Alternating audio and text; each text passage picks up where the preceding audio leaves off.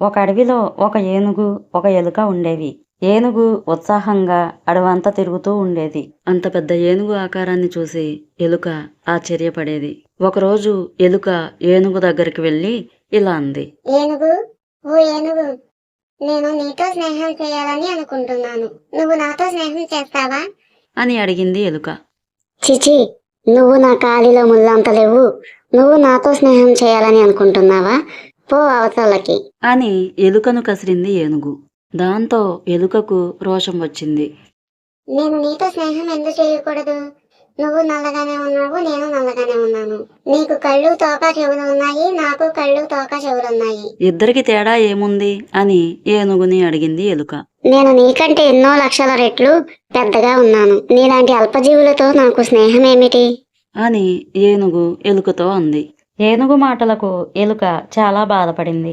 అయినా వదలకుండా ఆ ఎలుక ఏనుగు వెనకాలే తిరుగుతూ ఉండేది. ఏనుగు తన వెనుక రావద్దని చెప్పిన ఎలుక ఏనుగు మాట వినకుండా తన చుట్టూనే తిరిగేది.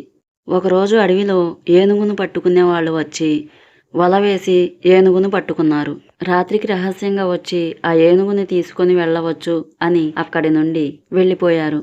వలలో పడిన ఏనుగు బోరున ఏడుస్తుంది. అప్పుడు అక్కడికి ఎలుక వస్తుంది. అయ్యో ఏనుగు, ఏడవకు, నేనున్నాను కదా.